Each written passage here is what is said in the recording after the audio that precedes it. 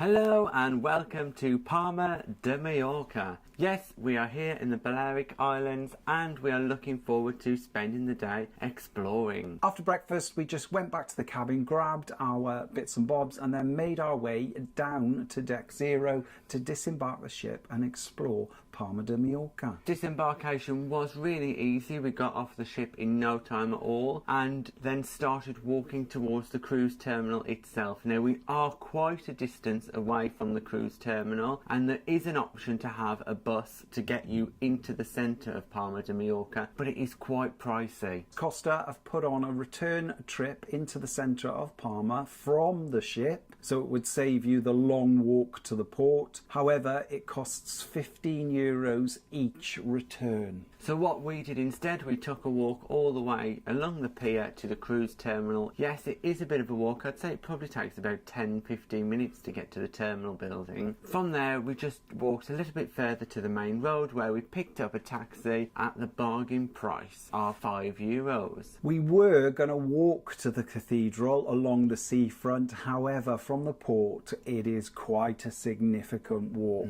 So we did start to do it and then we thought better of it and managed to flag down a taxi at a bus stop. However, our recommendation would be to get a taxi or a bus directly from outside of the port because there are plenty there. The taxi dropped us off right outside the cathedral, which was fantastic, and like Tom said, it only cost €5 for 4 of us because again we were with Sisters on the Seas. The cathedral area itself is fantastic, where there's opportunities to visit the palace, which is opposite the cathedral, and the cathedral itself. Today we chose not to actually go into those because they are chargeable. The palace and the cathedral were incredibly busy, as you can imagine, with queues for both, and we wanted to go in and explore the old town of Palma. But if you did want to visit either of those, they are available to pre-book. The cathedral grounds and outside absolutely spectacular, and there's a great viewpoint just outside where you can see all over Palma and towards the port where we could see Costa Diadema. Fantastic views there, so we would definitely say head up that way. However, you need to watch out because there are quite a lot of street sellers about. Actually, there are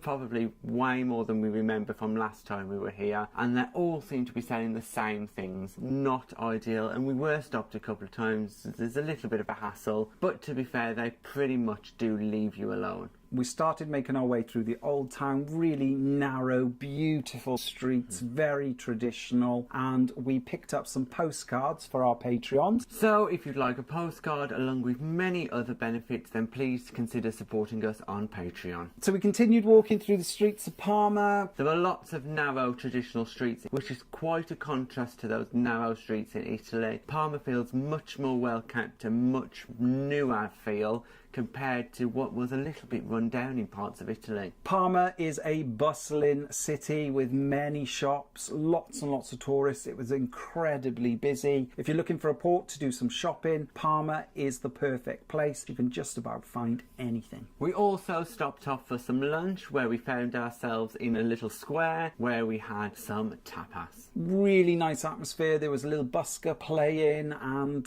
the square itself was very busy. We managed to get a table for 4 and the tapas was delicious. We had some chorizo, we had some bread with some ali, and we also had patatas bravas, as you do when you're in Spain. All very, very nice. Lovely atmosphere there. The sun was on us in the square, so we had a fantastic lunch. After lunch, we continued to walk through the streets of Palma where we came across another church. This one was free to enter. It was really beautiful, very well kept. It had some beautiful ornate decorations and paintings on the walls. It was a beautiful church and free to enter, so we recommend, if you don't want to pay that price for the cathedral, there's other options here in Palma. From our visit to the church, we continued to walk through the streets of Palma and found ourselves making our way back towards the cathedral. Again, we passed some beautiful sights. There was a fountain, some traditional Spanish houses, quite nice city. It's very surprising at just how large Palma is and how much of a bustling urban centre the city is. All in all, our round trip around Palma took around about 2.5 hours. We got to the cathedral, we jumped in another taxi, and it took us all the way back to the port entrance. It did cost us €11 for the return trip for some reason, but all in all we saved ourselves a fair bit of money, because the 4 of us would have cost €60 if we booked the coach transfers directly with Costa. We timed it just perfect getting back to the port, because the weather now had taken a pretty nasty turn. Thanks for watching our day in Palma. If you've got any comments or questions, just pop them in the box below and we'll get back to you. Also, if you'd like to support us in making more content, we're now available on Patreon.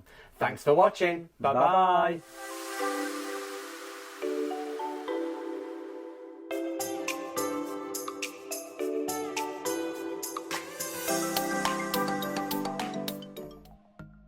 Thanks for watching. We've got lots more content available on our YouTube channel, so press that subscribe button. If you're interested in receiving daily updates, we're available on most social media platforms. Just search for Tom and Dom Travel.